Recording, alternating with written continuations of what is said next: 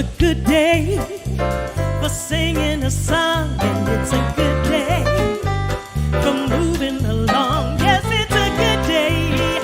How could anything be wrong? A good day from morning to night. Yes, it's a good day for shining your shoes. It's a good day for losing the blues. Everything to gain and nothing to lose. Well, it's a good day from morning to night. So I say to the sun, good morning, sun, rise and shine today. You know you gotta get going if you're gonna make a showing. You know you've got the right away, and it's a good day for paying your bills, and it's a good day for losing your ills. So take a deep breath and throw away the pills. A good day from morning to night. All right.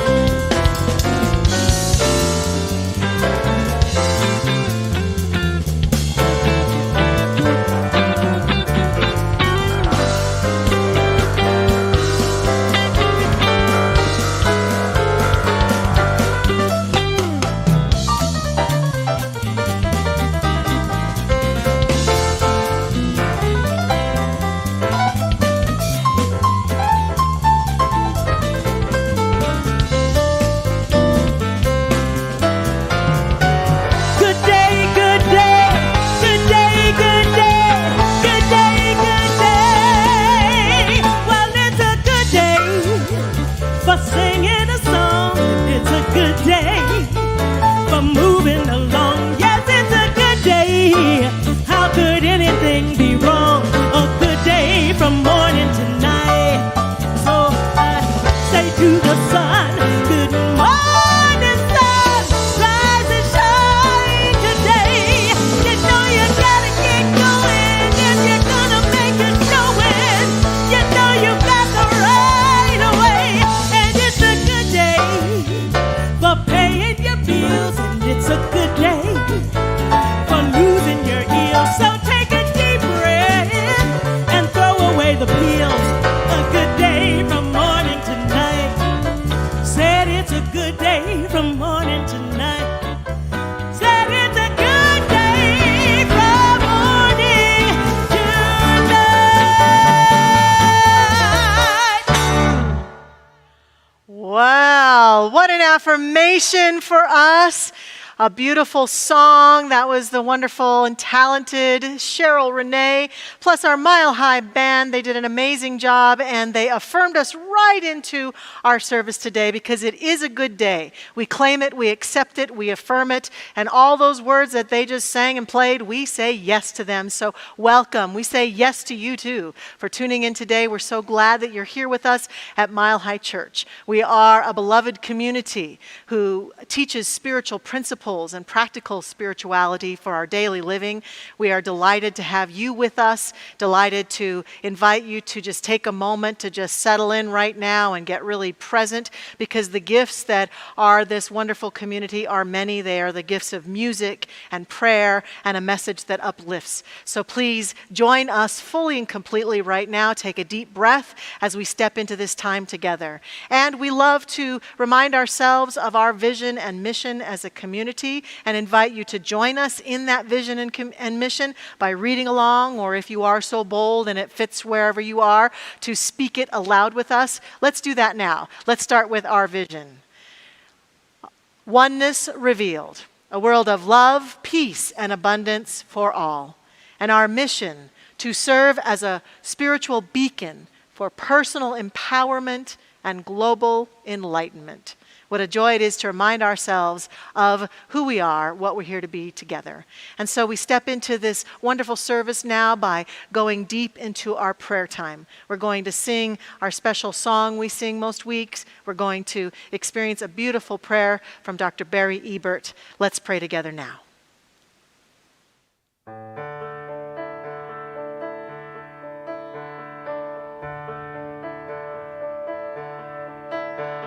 Surely the presence of God is in this place.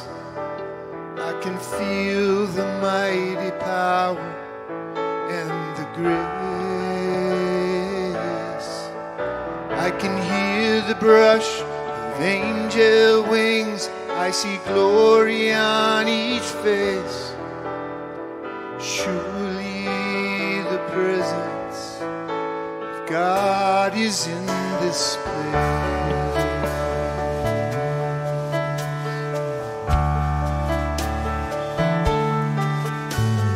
Surely the presence of God is in this place. I can feel the mighty power and the grace. I can hear the brush of angel wings. I see glory on each face. Surely the presence of God is in this place.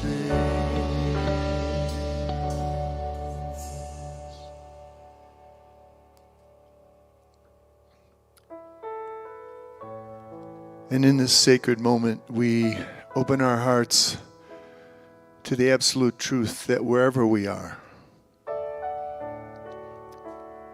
the presence of God is there.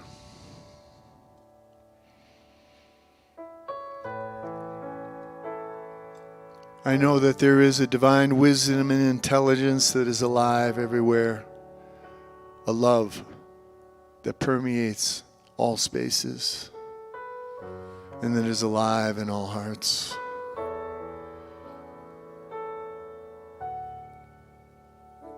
We connect our souls with the one soul, our minds with the one mind, and we know that we are unified.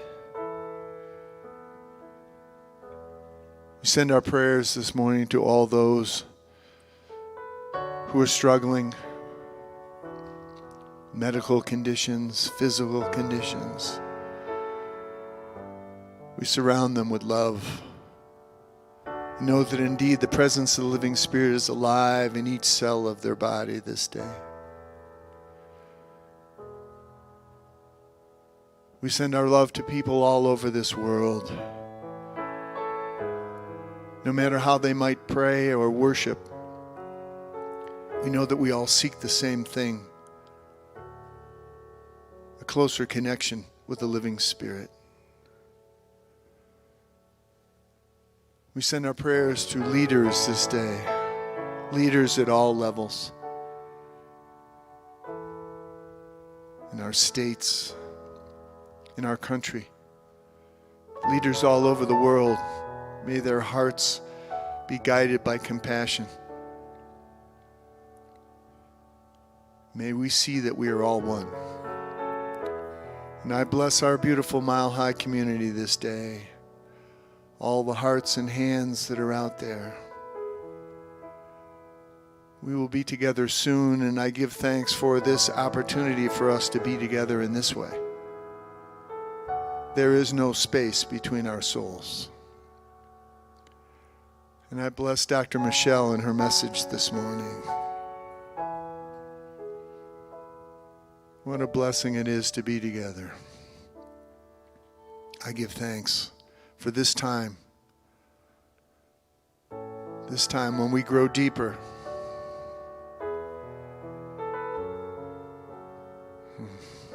And I bless the love that binds us together.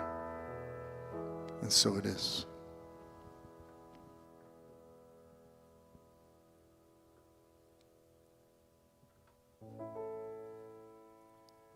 I am so blessed. I am am so blessed. I am so grateful for all that I have. I am so blessed. I am so blessed. I am so grateful. I am so blessed. I am so blessed. I am so blessed. I am so grateful for all that I have. I am so blessed. I am so blessed. I am so grateful. I am so blessed. I am so blessed. I am so blessed. I am so grateful for all that I have. I am so blessed. I am so blessed. I am so grateful. I am so blessed. I am so grateful. I am so blessed.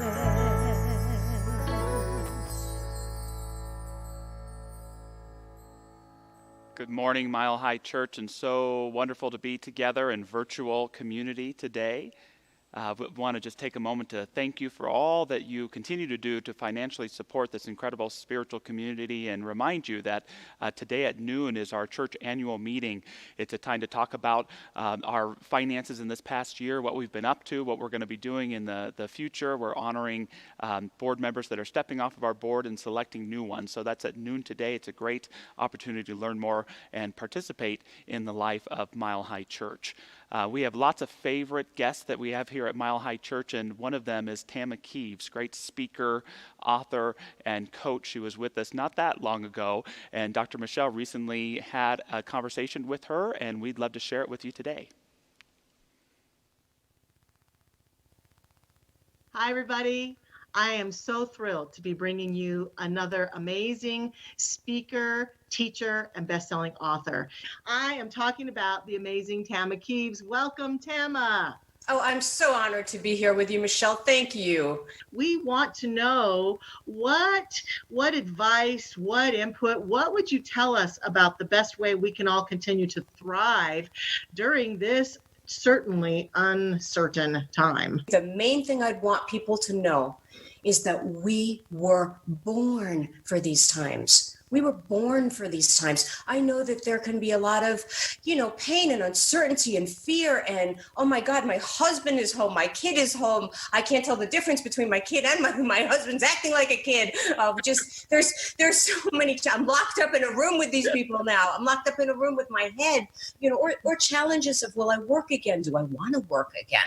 I mean, all the different things that are going on. And what I want people to know more than anything else is we were born for these times. And what I mean by that is that many of us have been doing growth work, inspired work, studying spiritually. And I believe that right now, these are the times that we are being called to bring our gifts to the planet, our contribution to the planet, our service to the planet. And I know sometimes people, of course, feel scared or like, oh my God, I can't even think about contribution because I'm scared about what's going to happen with the stock market, or I'm scared about what's happening with my finances. But here's the thing. One of the things, of course, in Miracles teaches is that everything is either love or fear. Everything is either love or fear. I'm either in love or I'm in fear. The beautiful thing about doing what you came here to do is that it gets you in your love. So I've been helping people. You've secretly always maybe wanted to write a book, or you've secretly always wanted to connect with your grandchild, or you've secretly always wanted to start an online business, or you've secretly always wanted to do a screenplay, or whatever it is. We've all had these buried some days, and oh God, I'd love that. And if I just had time. And so I'm going to invite all of us that at any time, particularly in the times when things are slower in the world, or we're not able to gather in the same ways or do the same things, what if this is the precipice for you to be on, where you are now engaging in your life's work, engaging in what you came here to do, your talent, your genius, your love? Because what people forget, first of all, I really think it's the most sane thing you could be doing financially, and it's the most sane thing you can be doing, is that, is really starting to use this time, because it won't happen again. You won't have this time out of time again. And instead of worrying about it and flipping out about it, how can I use it, right? But not only are you going to, let's say, write a book, or start your business, or whatever it is, not only that, but the most important thing out of it is, in doing something you love, in doing your talent, your gift, your contribution, you connect to your spirit. You connect. When I write, I'm a writer. And so when I write, it's not only about, writing a book or whatever. It's that when I really do write and I'm engaged, first of all, it shuts my fear up. Right? If nothing else, it's the best meditation technique I know. It's like it shuts that ranting. I'm not obsessed about that. Now I'm obsessed about, do I want a comma, or do I want a this? I'd much rather be focused on that than, is my life going to hell, or is it not? But the most important thing when I write, I connect to my love.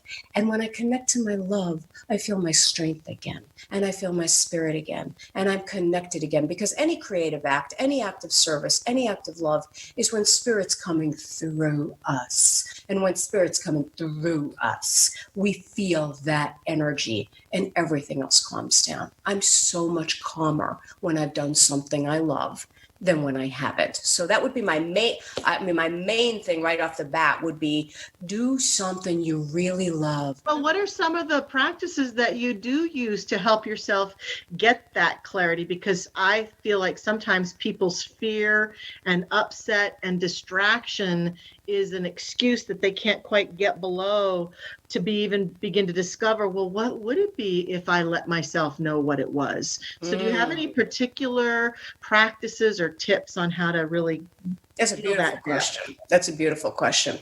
I think the biggest thing is it's really learning a different way to think. Of that, so I'm a career coach for a living, and I help people find their calling in their dreams and all of that. And the biggest reason that I see that people don't know what it is, or say, I just wish I knew what I was supposed to do, is because we don't listen to ourselves. We don't listen. And what I mean is, we listen, but for like a half, so like part of you will say, oh, well, I asked that question, and I asked, what do I love? What am I supposed to do? And by the way, for me, the spirit speaks in breadcrumbs, in tiny breadcrumbs. It doesn't speak in, here's your 5-year plan, here's whatever. It's like, in this moment, go garden. In this moment, go take a walk. In this moment, your calling is to forgive your sister. In this moment, it could be different things like that, right? So our mind, our rational minds, and, I'm a former lawyer. I have a big, fat, logical mind that shuts down everything. Our rational minds will start constraining it, going, that's ridiculous. That's not going to make money. That's ridiculous. You've got to get serious now.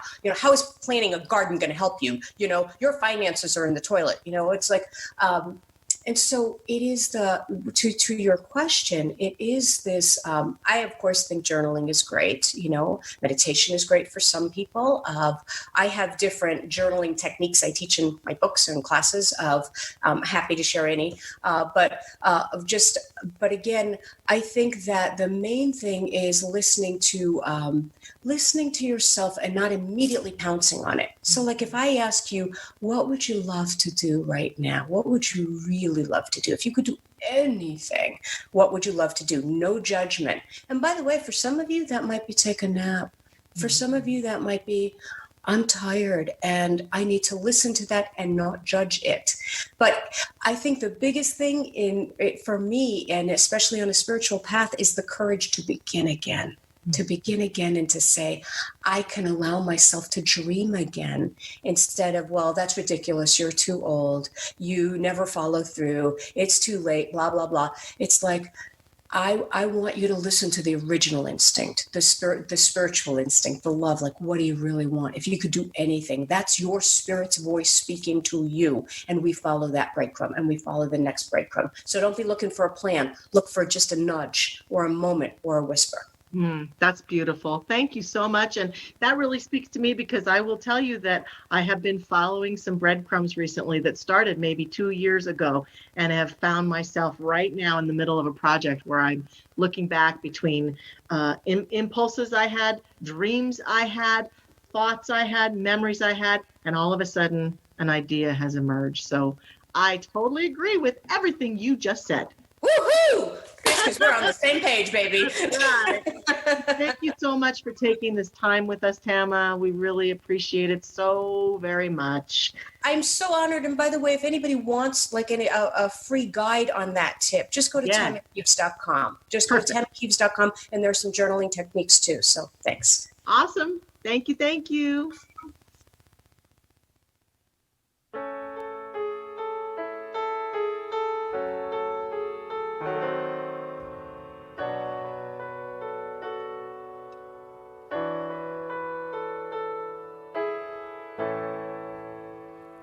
Each day I live, I want to be a day to give the best of me.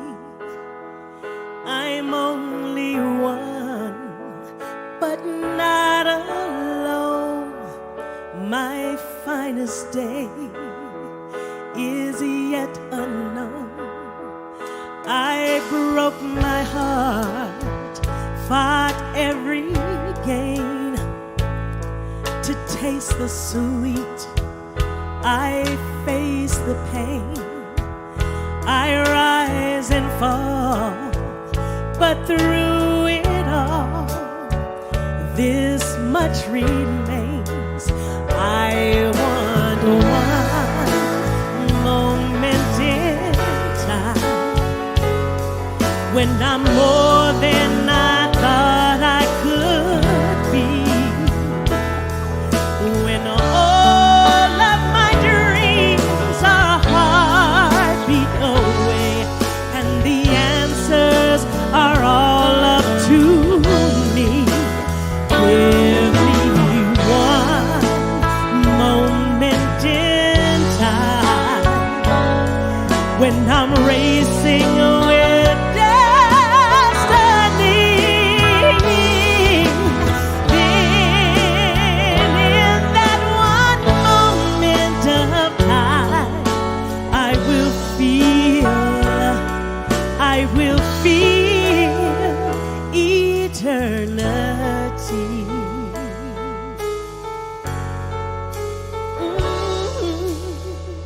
I live to be the very best. I want it all, no time for less. I've laid the plans, now lay the chance here in my hands. Give me one moment in time when I'm more than I thought I could be, when all of my dreams are a heartbeat away, and the answers are all up to me. Give me one moment in time when I'm racing with destiny. Then in that one moment of time, I will feel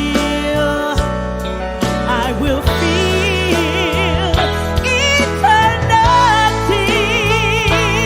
Yes, you're a winner for a lifetime.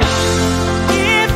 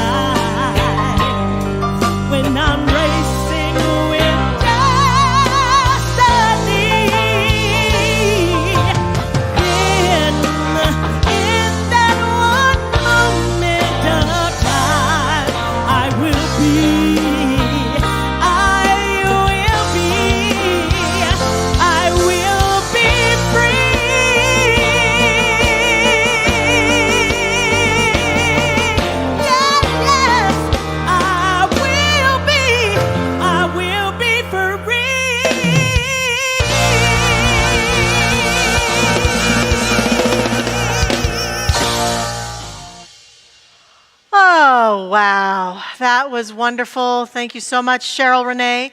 That song is really special to me, and you sang it so beautifully. Thank you, thank you, thank you. That song is special to me because in 1993, when I was ordained at the Huntington Beach Church of Religious Science, that was my theme song for my ordination.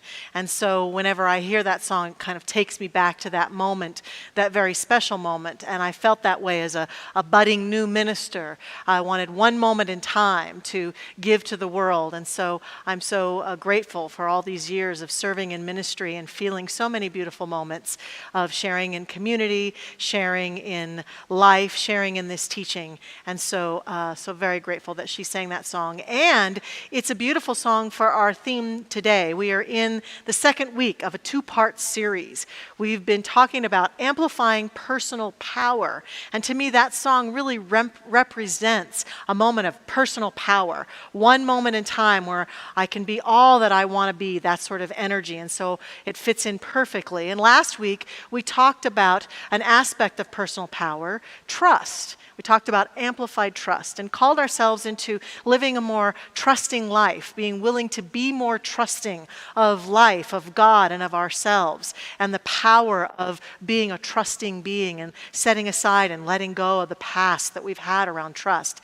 And today, I want to invite us into a second quality that is very connected and related to trust that I think is also very powerful when it comes to personal power and walking through life in the most powerful way.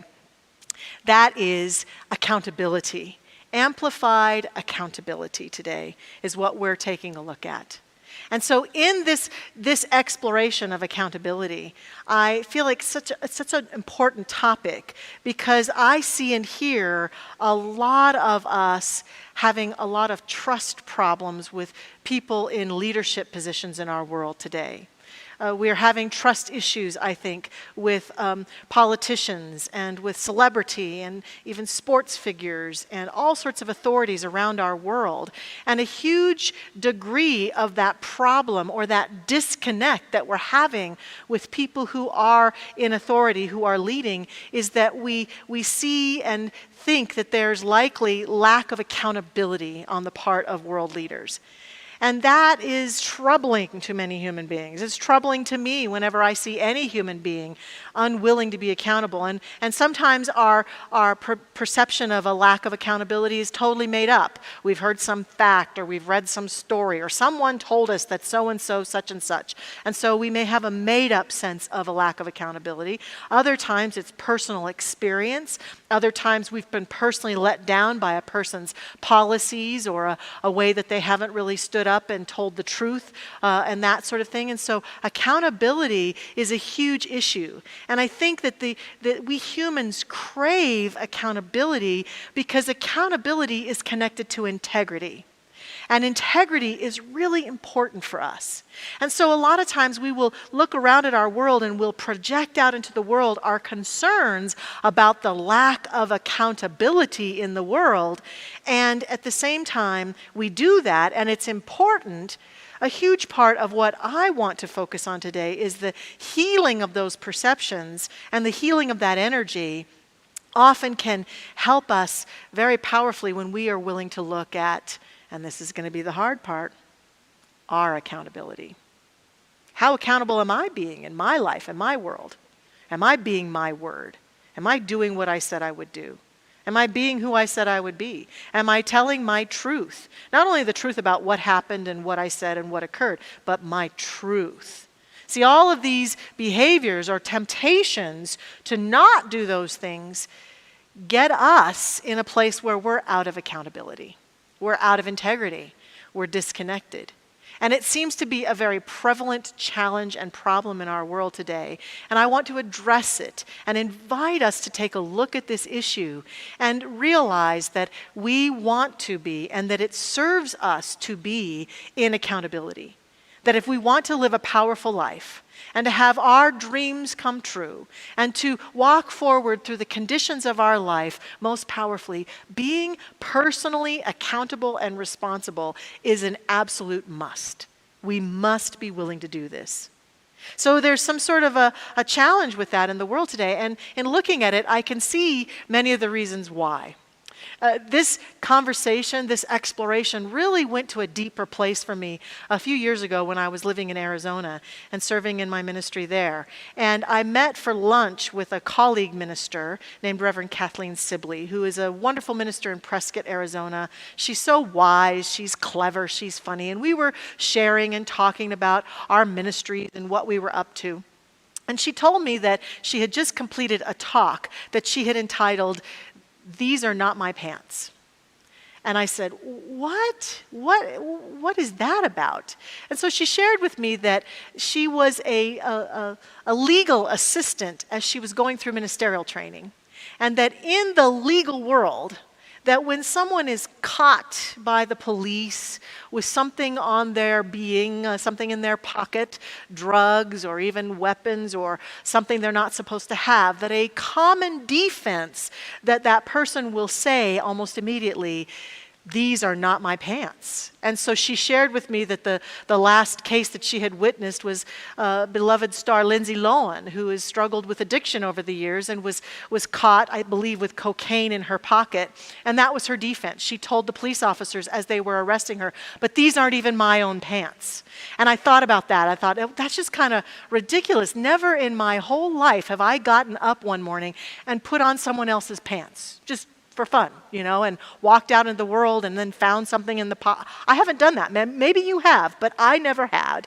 And so we had this big conversation about the degrees that people will go to when they're scared, when they're afraid of the consequences, when they're an addict, when they're very fear-based about what's going to happen next, the things we will make up, the stories we will make up, the fabrications that we will give to people so we can get out of things or we can not have something happen. And I actually did a talk a number of years ago where I borrowed my colleague's idea called "These Are Not My Pants." And this talk is not necessarily called that, but one could call it that if one wanted to.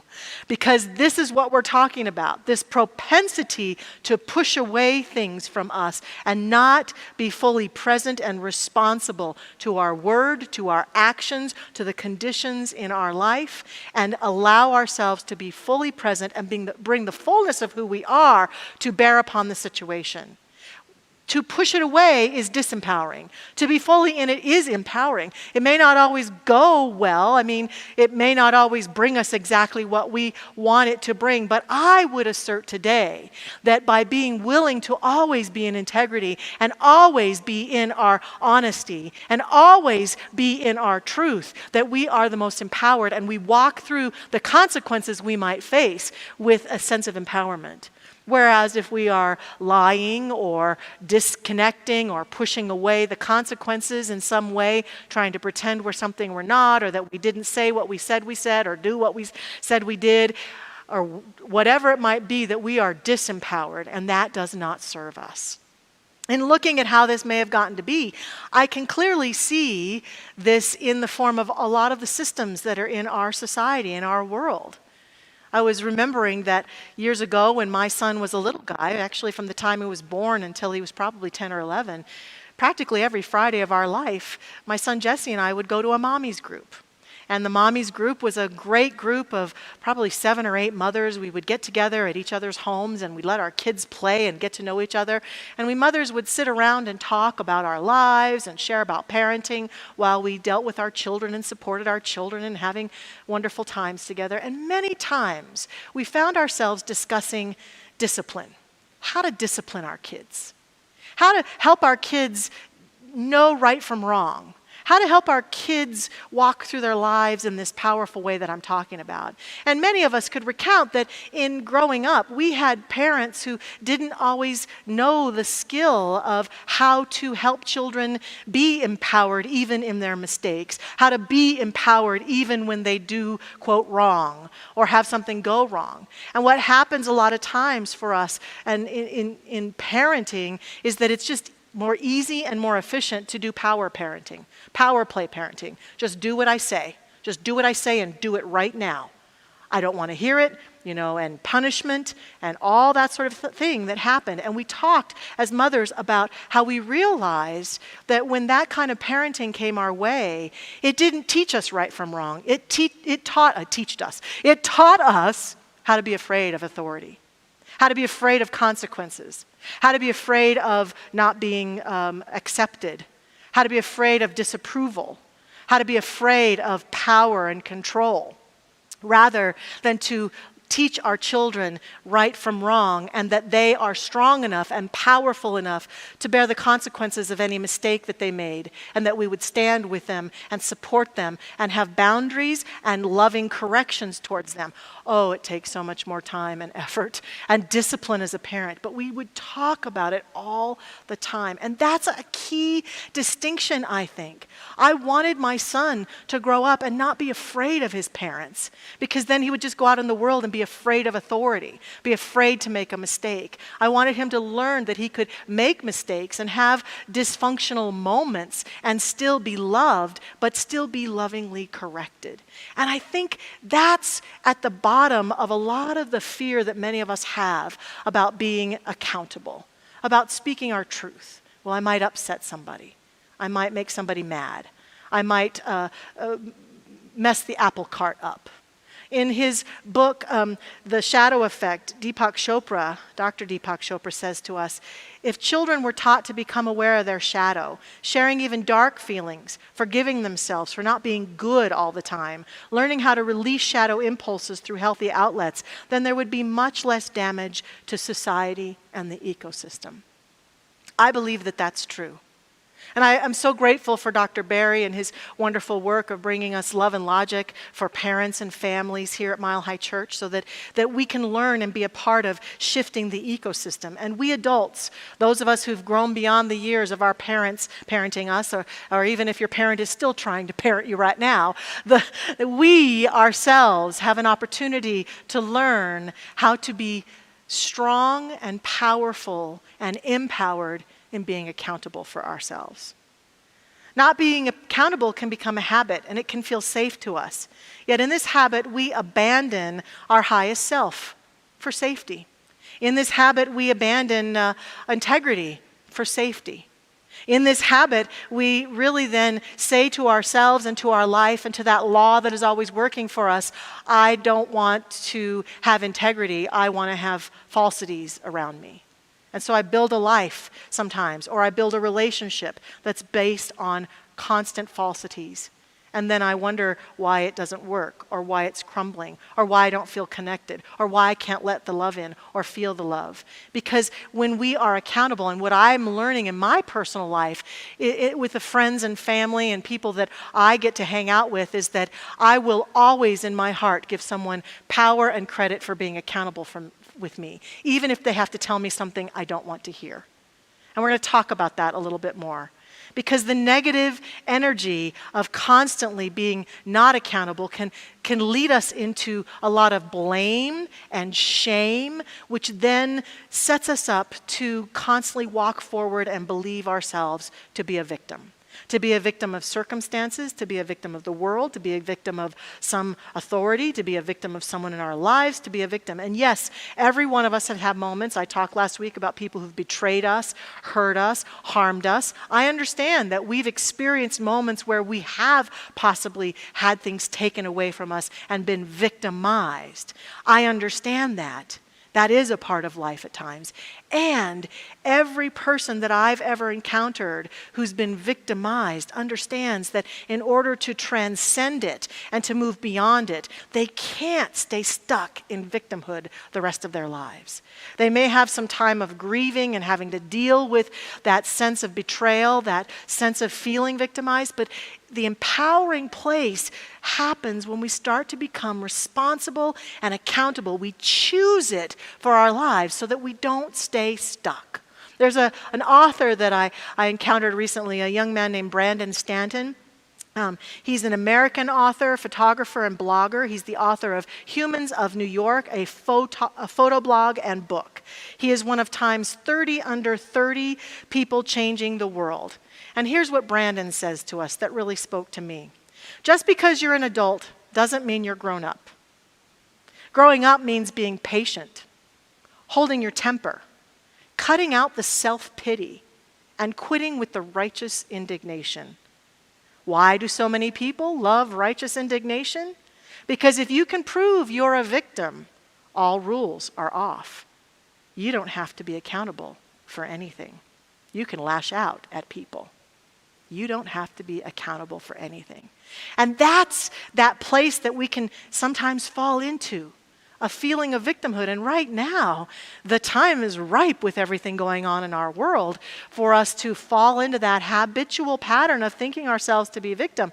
And I love so much what Tama was talking about, because Tama Kieves is saying this could be a very regenerative time. This could be a time where we could take accountability for what's going on in front of us and find creative ways to move forward. And that's what I'm talking about. I'm inviting us to consider that we could go from victim to victor, that we could become victorious no matter what's going on.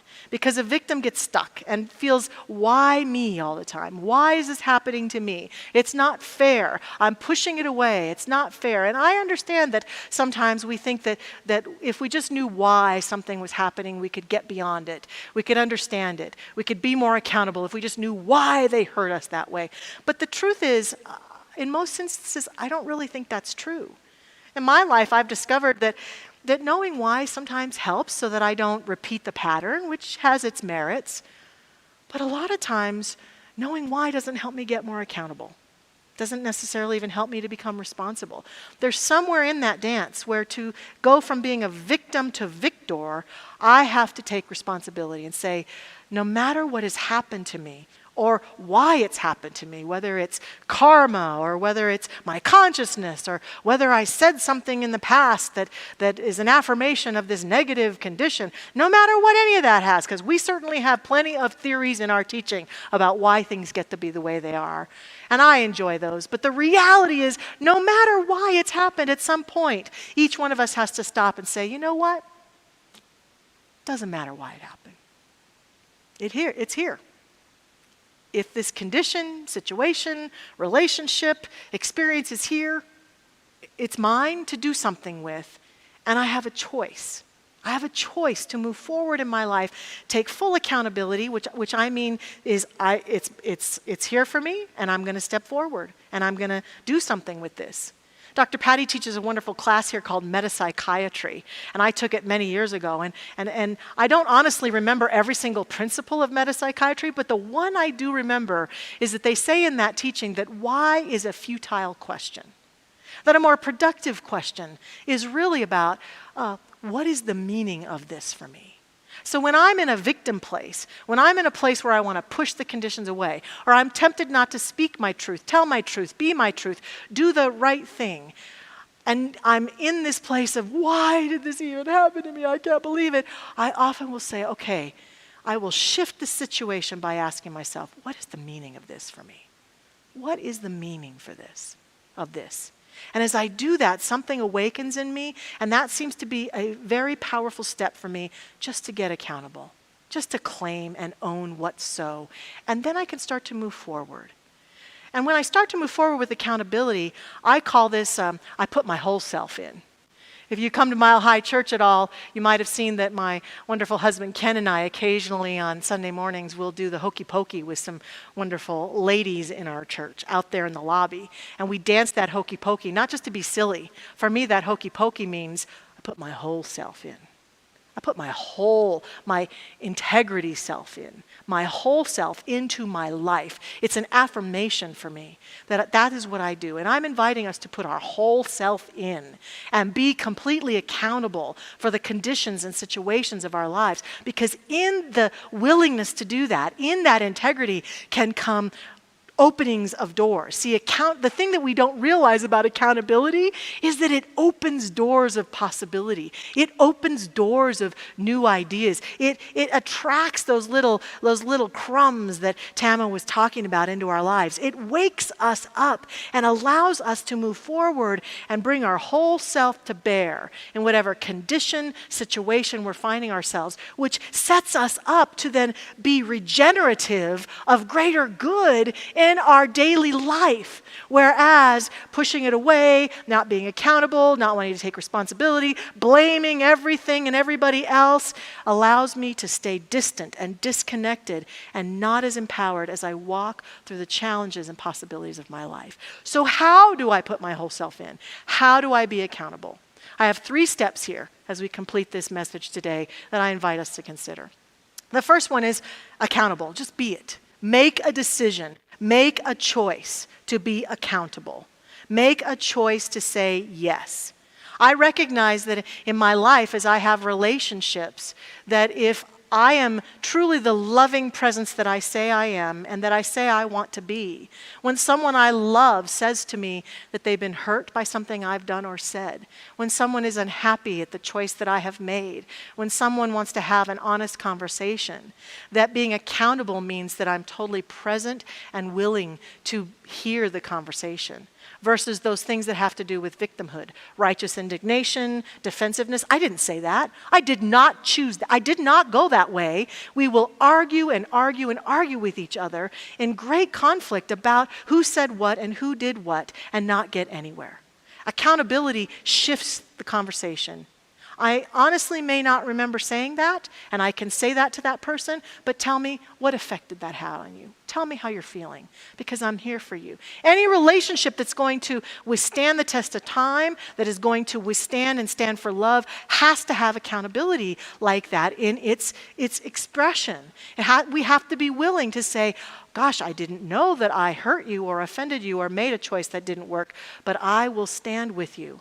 And so it's being accountable. It's being accountable in our world and being in integrity and not taking things that aren't ours and being in integrity about supporting other people and speaking our truth and sharing our hearts. It's all of that. It's being in accountability even when people are unhappy with us. Like right now, I know that there's a lot of struggle going on with the relationship of the races on our planet. And I say that I love all people, and I honestly don't think that I am a racist, and yet there's a whole group of beings that I love in the world who are saying that the systems and the decisions and the policies and the way that we're being, some of us on the planet, is not supporting the experience of equity. And even though I may not be able to point to a time where I behaved that way, I'm going to be accountable and say, tell me more. Tell me more. How can I support you? What can I do? Because I dream of and have a vision for a world that is equal. I want to be accountable, even if I am sure or think that I'm sure that I haven't done something wrong or made a mistake. It's powerful. Be in the choice to be accountable. The next thing that I think we have to do is teach the people in our lives that we share our life with that it's safe for them to be accountable in our presence. The worst thing that we can sometimes do is someone is accountable and we attack them and punish them and make them feel horrible. Now, certainly, accountability comes with boundaries, and accountability comes with consequences.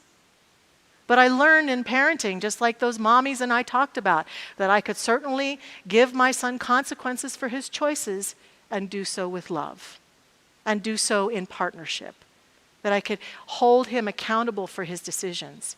So teach the people you work with, teach the people that you live your life with, teach the children in your life that you are a safe person for them to be accountable with by being willing to stand with them when they make that hard decision to be in integrity.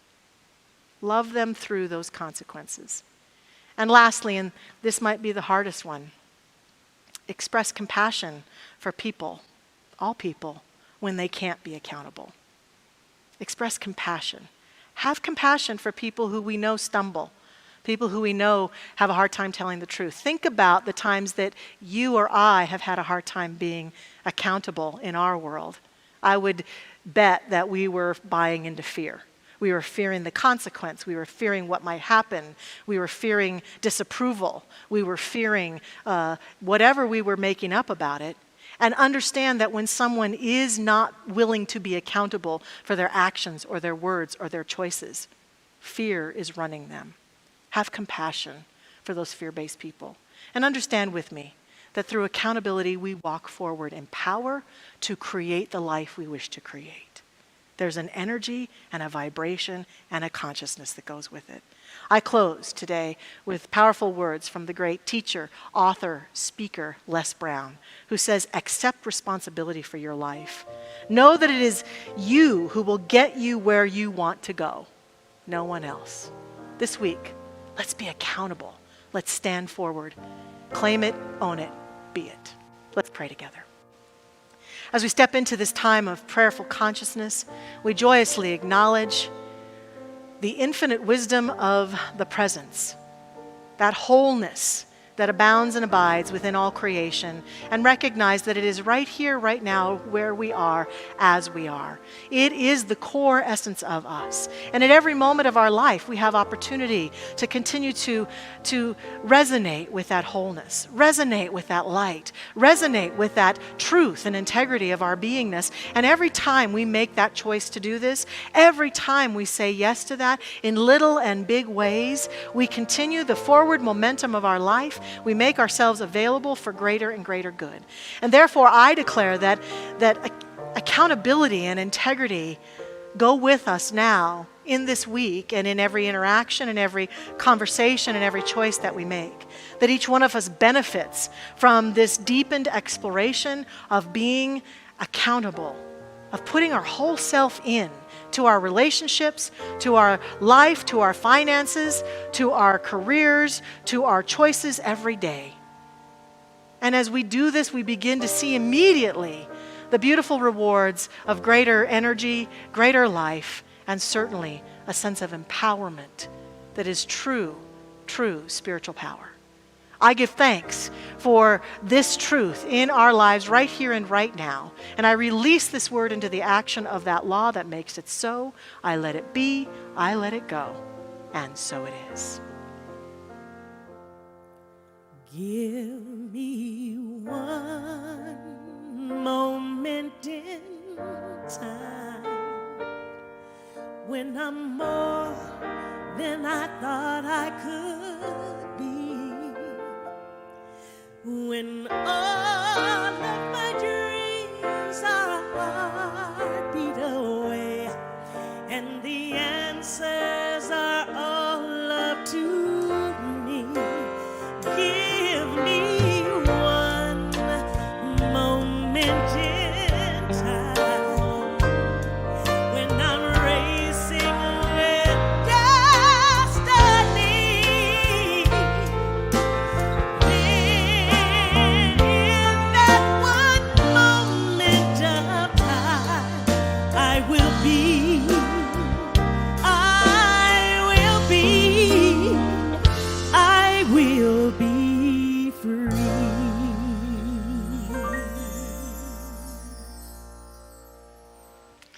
We embrace that beautiful freedom right now as we step into this opportunity for sharing through tithes and offerings. We're so grateful for the constant gifts that flow in and through our beautiful Mile High Church. Thank you so much. And if it is a day for you to share your abundance with us, we invite you to do that consciously and from an awakened perspective. So let's recognize that right now we are in the flow. That flowing energy of good, of God, is with us, through us, and as us right now as we prepare to give. And you may choose to give today via text. You may choose to go to our website and give online, or you may choose to send in a check, whatever serves you. We are so grateful for that. Those ways are listed on the screen right now, giving you those options. And as we do this, let's say our affirmation together. So please say with me, divine love as me blesses and multiplies all that I am, all that I have, and all that I circulate.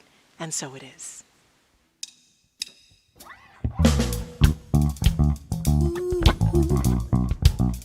Oh yeah, it's gonna be.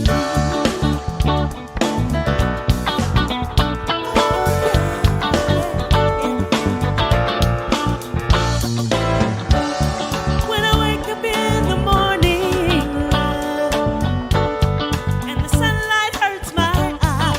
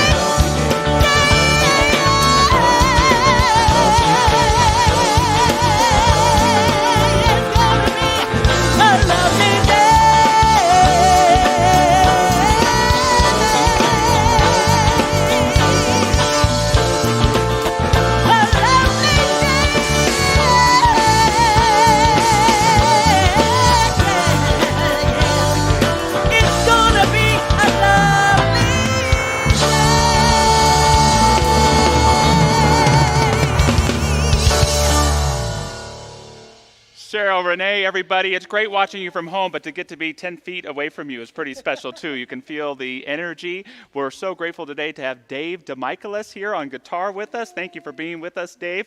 The incredible Bijou Barbosa, Josh Byers on drums, Rob Lowe on piano, keeping up the keys. Thank you so much. Thank you, Dr. Michelle, for your incredible message. We're so grateful to have everyone with us today. Again, our annual meeting is at 12 noon, so grab a little lunch and tune in on Zoom. More information on our website. Tonight at 5:30 p.m. is our Healing Light service, led this evening by our own Reverend Linda Rangel, who's speaking this Wednesday night as well. But the Healing Light service, great opportunity just to go within and be with other people holding consciousness for our lives and our world. And lastly, it's not too late to sign up for our Compassionate Communication class with Reverend Simon Shadowlight on Thursday nights. Talk about an opportunity to take accountability, perhaps even with someone you love. Learn how to listen, learn how to share. Great opportunity to be together today. So standing in that accountability of Spirit, always holding us to now, let us know that we are guided, uplifted, and inspired. And so it is.